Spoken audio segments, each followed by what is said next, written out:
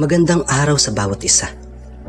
Sa inyo na nanonood ngayon, mga kapatid, kaibigan at kapwa ko nilalang na minsan na rin napabuntong hininga at napatanong sa itaas. Siguro habang nakatingin ka sa balita, habang nakakita ka ng mga nangyayari sa paligid, o habang nararanasan mo mismo ang kawalan ng katarungan, panlalamang o pagkukunwari. Napapatanong ka rin na, Panginoon, bakit parang araw-araw ay lalong lumalala ang lahat? Ganito na ba talaga kadilim ang mundo? Bakit pati mga inosente ay nasasaktan?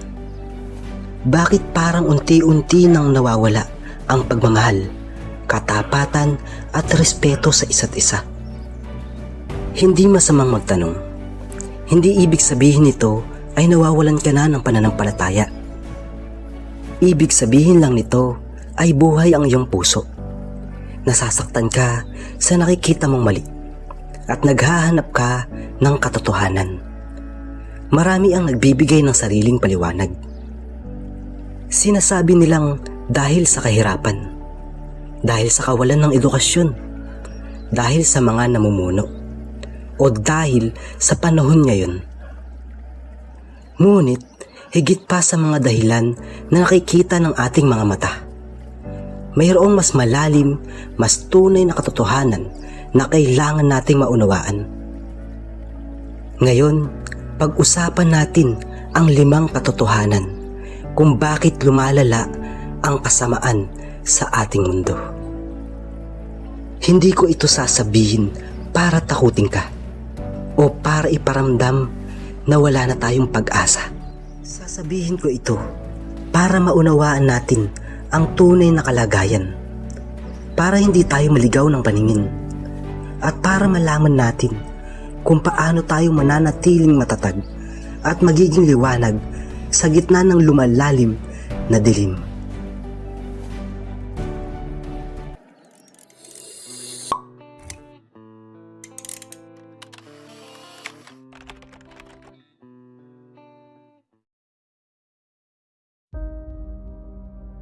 Unang katotohanan, ibinigay ng Diyos sa tao ang ganap na kalayaang mamili, at marami ang pinipiling iwasan siya.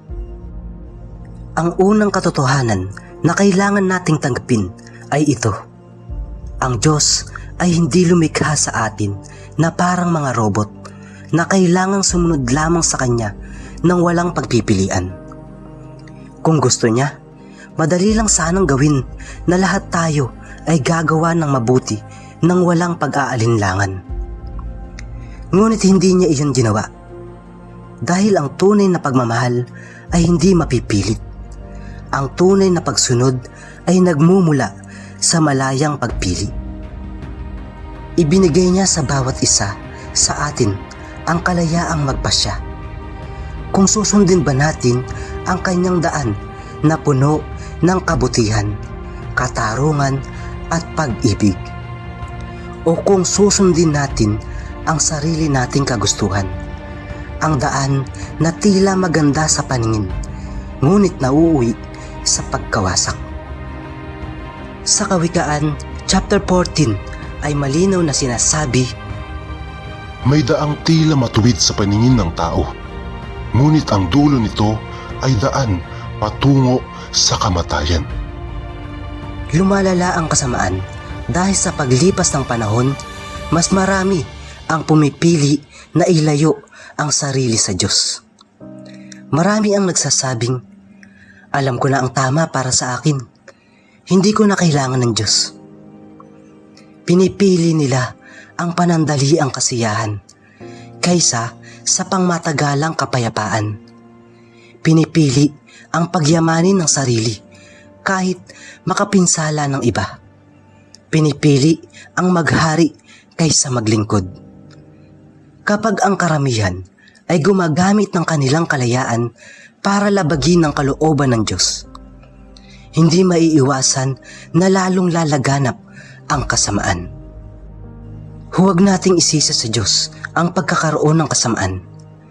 Ibinigay Niya ang lahat ng mabuti. Ngunit tayo mismo ang madalas na pumipili ng maling daan.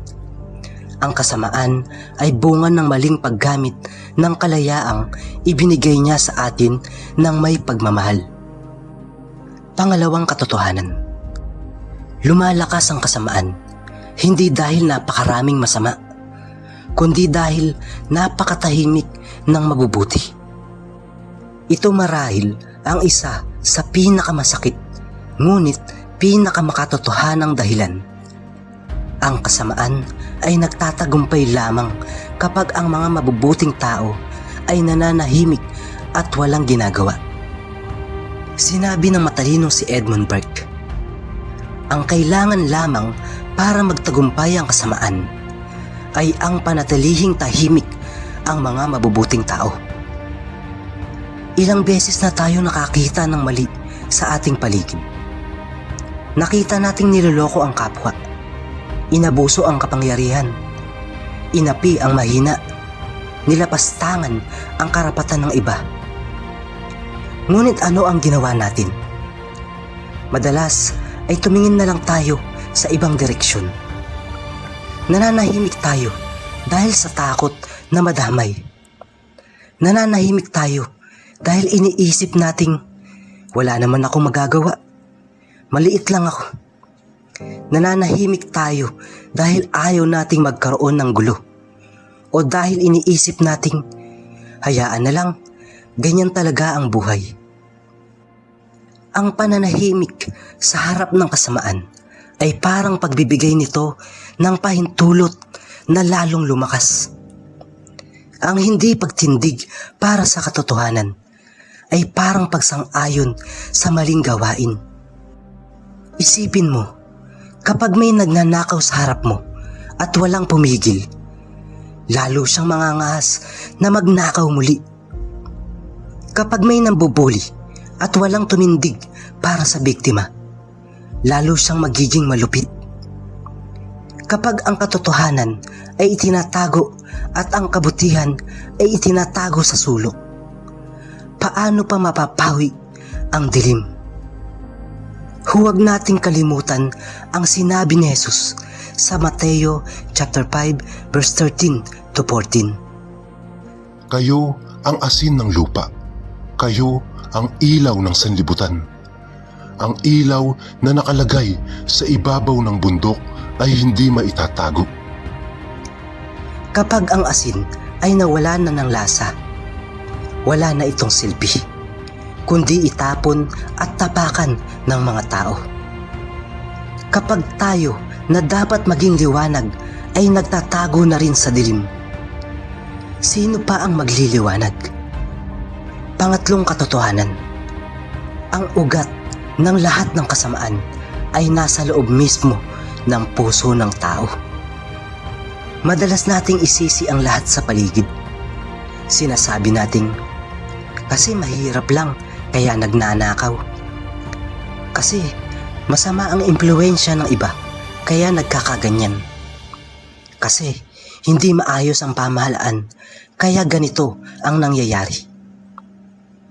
Bagamat nakakaapekto ang mga ito, hindi nito binabago ang pinakamalalim na katotohanan. Ang pinagmumulan ng lahat ng kasamaan ay nasa loob mismo ng ating puso. Malinaw na itinuturo ni Jesus sa Marcos chapter 7 verse 21 to 23. Sapagkat mula sa loob, mula sa puso ng tao, nanggagaling ang masasamang pag-iisip, pakikiapid, pagnanakaw, pagpatay, pangangalunya, pagiging sakim, kasamaan, panlilinlang, kahalayan, matinding inggit, paninirang puri, pagmamataas, at kawalan ng kabuluhang pamumuhay. Ang lahat ng masasamang bagay na ito ay nanggagaling sa loob at nakapagpaparumi sa tao. Lumalala ang kasamaan dahil hindi tayo nagbabago mula sa loob. Nagbabago tayo ng batas, nagpapalit tayo ng namumuno, umuunlad ang ating teknolohiya at kaalaman. Ngunit kung mananatiling marumi, makasarili at puno ng kasakiman ang ating puso, patuloy pa rin tayong gagawa ng masama sa iba't ibang paraan. Hindi natin kayang ayusin ang mundo kung hindi muna natin aayusin ang ating sarili. Hindi natin may ibibigay ang kabutihan kung wala ito sa ating puso. Hanggat hindi natin hinahayaang hawakan at baguhin ng Diyos ang ating kalooban, mananatili ang ugat ng kasamaan sa ating gitna. Pang-apat na katotohanan, mayroong tunay na espiritual na kalaban na nagsisikap palalain ang lahat. Huwag nating isipin na ang laban natin ay sa mga tao o sa mga pangyayari lamang. Mayroong hindi nakikita ng ating mga mata na kalaban, ang dyablo, na tinatawag ring ama ng kasinungalingan. Sinabi ni Jesus sa Juan chapter 10 verse 10. Ang magnanakaw ay dumating lamang upang magnakaw, pumatay at magpahamak. Iyan ang kanyang layunin. Ilayo tayo sa Diyos, sirain ang ating ugnayan sa isa't isa, at punuin ng takot, galit at kawalan ng pag-asa ang ating mundo.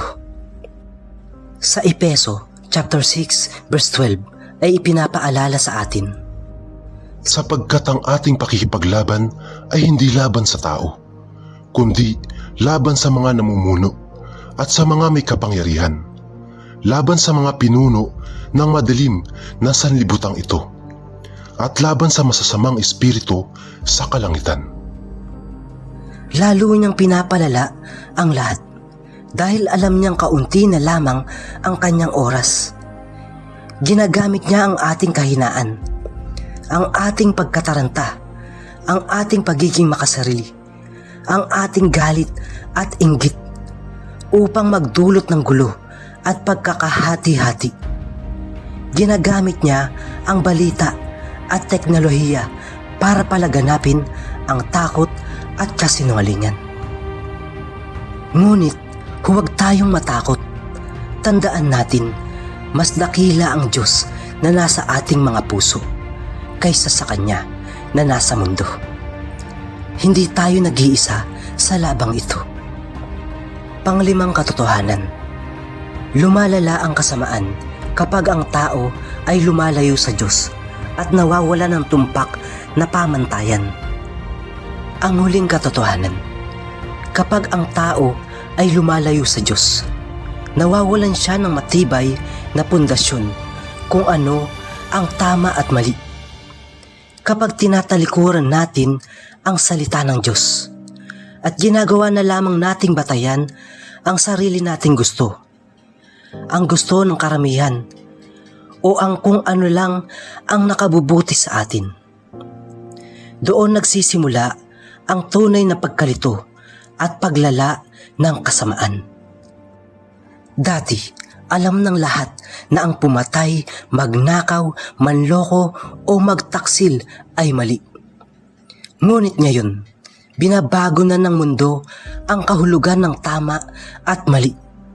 Sinasabi nilang, tama ito dahil iyan ang nararamdaman ko. Pwede iyan dahil iyan ang ginagawa ng iba. Mali lang ito kung mahuhuli ka. Kapag nawala ang Diyos bilang pamantayan, walang nananatiling tumpak na katotohanan. Lumalala ang kasamaan kapag sinasabi nating hindi natin kailangan ng Diyos sa ating buhay. Kapag ang tao ay naniniwalang siya na ang pinakamataas, na siya na ang may hawak ng lahat ng kapangyarihan, doon siya nagiging malupit at walang awa. Ngunit tandaan natin, kahit na magbago pa ang panahon, kahit na magbago pa ang pananaw ng mga tao, ang Diyos ay hindi nagbabago. Ang kanyang mga utos at katotohanan ay nananatiling totoo magpakailanman. Kapatid, alam mo na ngayon ang 5 katotohanan. Hindi ito binigay para lalo kang manghina o mawalan ng pag-asa. Ibinigay ito para malaman mo na hindi ka nag-iisa sa iyong mga tanong.